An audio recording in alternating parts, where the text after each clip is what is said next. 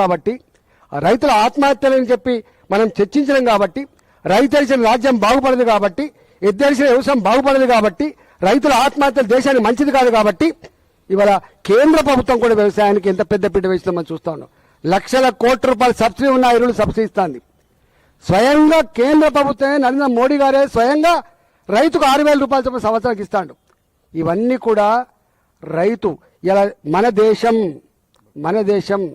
ఇవాళ మన దేశం వ్యవసాయ దేశం.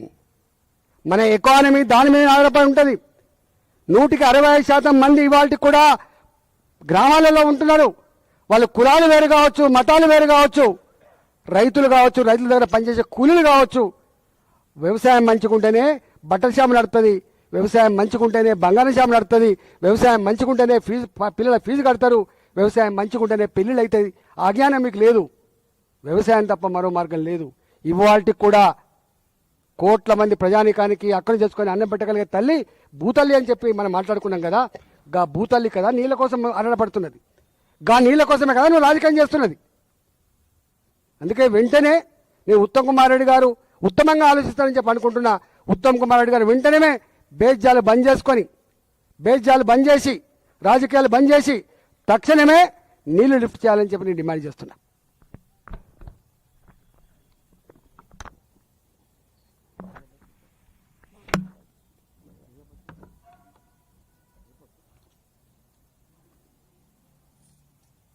ఇంకేముందా?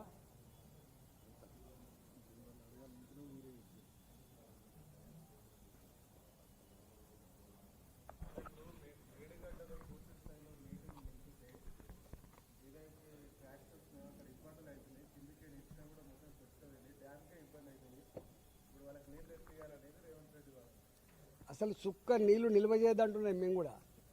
ఒక సుక్క నీళ్లు కూడా మేడిగడ్డ బరాజు అంటే లక్ష్మీ బరాజు దగ్గర నీళ్ళు ఈరోజు నదిలో సహజంగా ఏ ఫ్లో అయితే పోతుందో ఆ ఫ్లోలోకి వెళ్ళే నీళ్ళు వస్తాయి. ఇది లో లెవెల్ కాబట్టి కన్యపల్లి పంప్ అవుతుంది కాబట్టి మేము ఇంచు తిరిగినోళ్ళం. మేము అంటే మీకు చాలామంది మేము గోదావరి నదిని ఇంచు తిరిగిన వాళ్ళం. మేము ఆడ పడుకున్న వాళ్ళం. మేము సంవత్సరాల తరబడి దీన్ని మొత్తం సర్వే చేసిన వాళ్ళం మేము ఇంజనీర్లతో పాటుగా. దానికి ఇప్పుడు దేవాదుల ఉంది.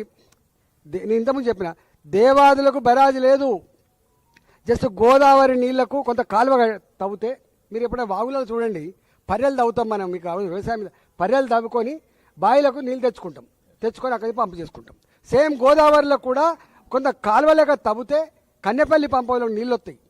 ఇన్ని నీళ్ళు లేకపోయినా కూడా ఇప్పుడు ఉన్న పరిస్థితి ఏంటంటే ఈ 90,000 క్యూసెక్ల నీళ్లు ATMల నీళ్లు వచ్చి సహజంగా ఫ్లో అవుతున్నా కూడా కాలువ తవ్వకపోయినా కట్ట వేయకపోయినా సహజంగానే పంపులు మునుగుతున్నాయి కాబట్టి అంటున్నాం మేము. బట్టి ఆర్గ్యుమెంట్ ఎట్లా పెడతామండి? నువ్వు ఏం ఆర్గ్యుమెంట్ మీది? ప్రజలకు తెలివి ఉందనే ఆలోచించాలి కదా మీరు.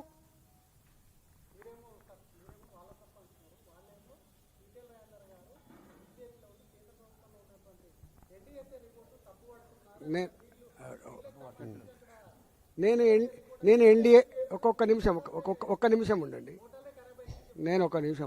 మోటార్లు ఖరాబ్ అయితే రిపేర్ చేయి. NDSA ఏం చెప్పిందో నేను దాన్ని కాంట్రాక్ట్ చేస్తలేను. NDSA ఏం చెప్పిందో నేను కాంట్రాక్ట్ చేస్తలేను. మా బీజేపీ ఫిలాసఫీ నేను ఫస్ట్ సెంటెన్స్లో చెప్పిన మీకు అర్థం కావాలి. అందుకే మీ తప్పుడు వార్తలు వేసి మీ దానికోసం అర్థం కాకండి. భారతీయ జనతా పార్టీ మొట్టమొదటి ఫిలాసఫీ దేశం ఫస్ట్, నెక్స్ట్ పార్టీ, తర్వాత వ్యక్తి. నేను తెలంగాణ మట్టి బిడ్డను కాబట్టి ఫస్ట్ నాకు తెలంగాణ, తర్వాత నా పార్టీ, తర్వాత నేను. దీనికి ఏమైనా అనుమానం ఉంటే చెప్పు. ఈరోజు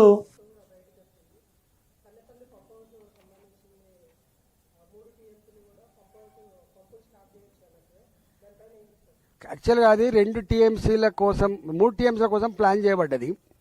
మోటార్లు మాత్రం 2 TMCల కోసం పెట్టిండ్రు. సివిల్ కన్స్ట్రక్షన్ 3 TMCల కోసం పెట్టిండ్రు. మీకు మళ్ళీ ఒకసారి అర్థం కావాలి. మొత్తం 3 TMCలు లిఫ్ట్ చేయాలి అనేది అప్పటి నిర్ణయం. కానీ మళ్ళీ నీటిలో మునిగి మళ్ళీ పని చేయాలి, సివిల్ కన్స్ట్రక్షన్ చేయాలంటే కష్టమవుతుంది, కాస్ట్ ఎక్కువ అవుతుంది. కాబట్టి సివిల్ కన్స్ట్రక్షన్ మాత్రం 3 TMCల కోసం చేసి పంపులు మోటార్లు మాత్రం 2 TMCల కోసం పెట్టిండ్రు. ఇది అప్ టు మిడిమానేర్ వరకు కూడా 3 TMCల కోసం అని ప్లాన్ చేసిండ్రు. నేను అలా జిల్లా మంత్రిని, నేను అప్పుడు ఆర్థిక మంత్రిని, జిల్లా మంత్రిని. నేను అంటున్నా, నీకు దమ్ముంటే దాని మీద కమిషన్ వేసినావు కదా, బయటికి తీసి ఎంక్వైరీ చేయి, దోషులు కూడా శిక్షించు. నేను అంటున్నా.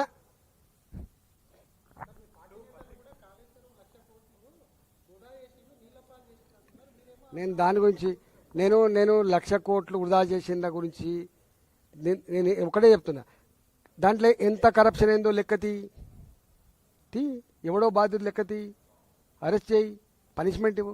నేను దాని గురించి మాట్లాడుతాను కదా. ఇప్పుడు ఉన్నది కదా, నీకు ఇష్టం ఉన్నా లేకపోయినా, అరే అరే ఒకటి నీకు అర్థమైతే లేదు. నువ్వు చాలా సంకుచితంగా ఆలోచించి మాట్లాడుతున్నావు. నేను అంటున్నా 1,00,000 కోట్లు ఖర్చు పెట్టి చేసినా అంటున్నాం. ఇప్పుడు నీకు మొత్తం కాళేశ్వరం ప్రాజెక్ట్ అంటే రెండు, ఒక లక్ష్మీ బరాజ్ కాదు కదా.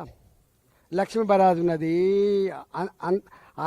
అంత అన్నారం ఉన్నది, సుందిల్ల ఉన్నది, మిడిమానేరు ఉన్నది, ఒక అనంత సాగర్ ఉన్నది, ఒక రంగనాయక సాగర్ ఉన్నది, ఆ పైన మల్లన్న సాగర్ ఉన్నది, ఆ పైన కొండపోచమ్మ సాగర్ ఉన్నది, అక్కడి నుంచి బస్వాపురం ఉన్నది. గిన్నున్నాయి బాబు, వందల కిలోమీటర్ల కాలువలు ఉన్నాయి. ఏమర్థం చేసుకుంటారు మీరు? 1,00,000 కోట్లు ఖర్చు పెడితే 1,00,000 కోట్లు తిన్నానని చెప్పి వాళ్ళు అనగానే నేను అవును నిజమే తిన్నానని మాట్లాడాను. నేను ఏమన్నా జ్ఞానం ఉందా? 1,00,000 కోట్లు ఇప్పుడు రేపు నువ్వు మూసితే ఎత్తున్నావు, ఓ 1,00,000 కోట్లకు ఎస్టిమేట్ ఇస్తాడు. 1,00,000 కోట్లు తిన్నానని చెప్పి ఆరోపణ చేస్తే 1,00,000 కోట్లు తిన్నట్ట? ఎంత బ్యాడ్ అండి ఇది. ఇంత నీచంగా ఉంటారా? బదనాం చేయి, కానీ గిట్లా చేస్తే ప్రజలు హర్షిస్తారు అనుకుంటే మాత్రం మూర్ఖత్వం అయితే గుర్తుపెట్టుకో. ఇవాళ కాళేశ్వరం ప్రాజెక్టు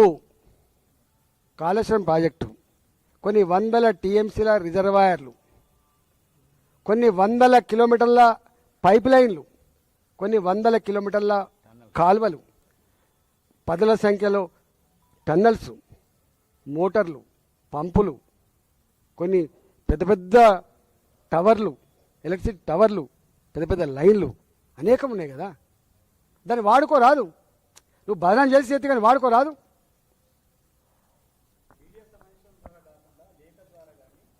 ఇప్పుడు వాళ్ళ ఇంటెలిజెన్స్ వాళ్ళు ఇక్కడ ఉండరా? వాళ్ళ ఇంటెలిజెన్స్ వాళ్ళు ఇక్కడ ఉండరు. పాయింట్ బై పాయింట్ ప్రతి వర్డ్ తీసుకుపోయి ముఖ్యమంత్రి చెప్తారు వీళ్ళు. నేను మాట్లాడుతున్నా రికార్డే కదా ఇవ్వాలి. నేను మాట్లాడలేని తప్పించుకుంటున్నా కదా. నేను మాట్లాడుతున్నా బాగా చెప్తా ఇక్కడ కూర్చొని. వాళ్ళకు భయం. అరే మాకేం భయమా? మేము బాగా చెప్తా ఉన్నాం. మేము బేజాబ్తో పనిచేస్తున్నాం కాదు కదా, బాగా చెప్తా ఉన్నాం. నేను మొదలే చెప్తున్నాను. నా పార్టీ కూడా రేపు రైతుల పంటలు ఎండిపోవాలని కోరుకుంటుందా? నా పార్టీ హైదరాబాద్ ప్రజానికాన్ని డ్రింకింగ్ వాటర్ రావద్దని కోరుకుంటుందా? నా పార్టీ క్రియేట్ చేయబడ్డ ఇన్ఫ్రాస్ట్రక్చర్ మట్ట కలిసి వాళ్ళని కోరుకుంటుందా? నా పార్టీ కూడా కోరుకుంటుంది. దీన్ని ఏమైనా వాడుకోనిరా అంటది. దానికోసం పైసలు ఇస్తుంది. ఇవన్నీ పైసలు కేంద్ర ప్రభుత్వం ద్వారా అనేక సంస్థల ద్వారా వచ్చినాయి కదా, పిఎఫ్సి ద్వారా వచ్చినాయి. అన్ని మొత్తం డబ్బులు అక్కడి నుంచి వచ్చినాయి కదా. డబ్బులు ప్రజలే కదా.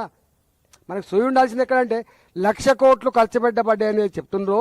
ఈ 1,00,000 కోట్లు ప్రజల రక్త మాంసాలతో జమ చేయబడ్డ పన్నుల డబ్బులనే విషయం మర్చిపోకండి.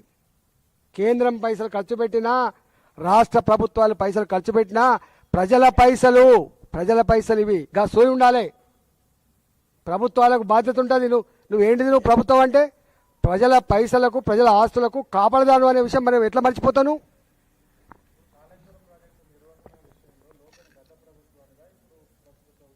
నేను అంటున్నా, లోపం ఉంటే వాళ్ళకి పనిష్మెంట్ అంటున్నా. ఆ ఇంజనీర్లను తీసుకుపోయి జైల్లో పెట్టు, ఆ పాలకులను తీసుకుపోయి జైల్లో పెట్టు, దాన్ని రికవరీ చేయించు. మేము అంటున్నామా? మేము అంటలేం కదా. ఇది గొప్పగా చేసిండ్రు, కాంట్రాక్టులు శుద్ధపూసలు, లేకపోతే ఇంజనీర్లు శుద్ధపూసలు, పాలకులు శుద్ధపూసలు మాట్లాడుతున్నాను. నేను మాట్లాడుతున్నది నేనేం మాట్లాడదు, కానీ నీళ్లు పోతున్నాయి ఆ కళ్ళ ముందు, దుఃఖం వస్తుంది. 1,00,000 కుసకులు పోతున్నాయి, తీసుకురా అంటున్నాం. తీసుకురావడానికి ఆయన అడ్డంకులు చెప్పమంటున్నాం. గిది అడుగుతుంటే మీరు ఇవన్నీ ఎందుకు వస్తాయి ఈ సబ్జెక్టు? అవన్నీ అయిపోయా. కమిషన్ రిపోర్ట్ తీసుకుపోయి ఆడ పడేసే, ఏదో ఈడీకి ఇచ్చిరి, ఎవరికో ఇచ్చిరి.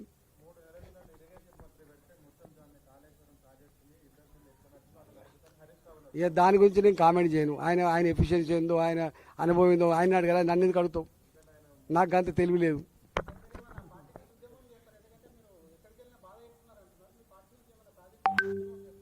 అన్ని ప్రజా సమస్యల మీద నిత్యం ప్రజలలో ఉంటూ నేను కొట్లాడటం కూడా నేనే. గుర్తుపెట్టుకో. ఎక్కడ ప్రజలను ఇబ్బంది పెట్టినా, ప్రజల కళ్ళల్లో నీళ్ళు వచ్చినా అక్కడ ఈటలో ఉంటాడు కదా. నీకు తెలియదా? అవగాహన ఉండాలి కదా. నువ్వు ఏ ఛానల్ కోసం పనిచేస్తున్నావో దేనికోసం పనిచేస్తావో పక్కన పెట్టి, కానీ మన మిత్రులం కదా, ఫస్ట్ ఆలోచన చేయి. రాజేంద్రన్న ఏం కొట్లాడతాడు? రాజేంద్రన్న AK-47 తీసుకొచ్చి కంతకు పెట్టినా అరే గిదేరా అని చెప్పేటోడు ఇటలా, గుర్తుపెట్టుకో. నీకు ఐడియా ఉండాలి. నీకు ఎంతమంది ముఖ్యమంత్రితో కొట్లాడినా నేను, గది నా నైజం, గుర్తుపెట్టుకో. రాజీ పడే ఈటల ధర్మం కోసం, న్యాయం కోసం, ప్రజల కోసం నిత్యం ఆరాటపడే బిడ్డ, దానికోసం దేంతగా తెగించే బిడ్డ ఈటల, గుర్తుపెట్టుకో.